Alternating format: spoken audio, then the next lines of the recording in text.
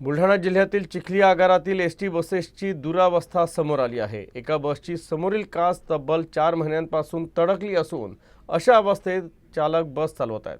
या प्रकाराकडे आगार व्यवस्थापकांचं दुर्लक्ष असून अनुचित घटना घडली तर त्याला जबाबदार कोण असा प्रश्न नागरिक विचारत आहेत।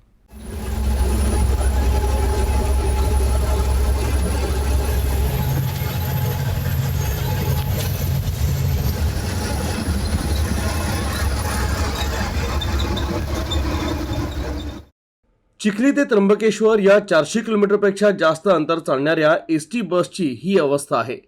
काच फुटलेली असताना देखील चालक हा प्रवास करतायत। हा प्रवास केवळ 1-2 दिवसांचा किंवा काही आठवड्यांचा नाही, तर ही परिस्थिती 4 ते 5 महिन्यापासून आहे। बस रस्त्यावर धावताना एका प्रवाशाचं या तुटलेल्या काचेकडे लक्ष गेलं, तेव्हा त्यानं काढलेल्या व्हिडिओत ही गंभीर बाब समोर आली। तर या गंभीर समस्येकडे दुर्लक्ष करण्यामागे चिखली आगार व्यवस्थापकाचा मनमानी कारभार असल्याचंही समोर आलं आहे। जर ही बस एखाद वेळी खड्ड्यात आदळली तर संपूर्ण काच गळून पडू शकते, अशी भीषण परिस्थिती आहे।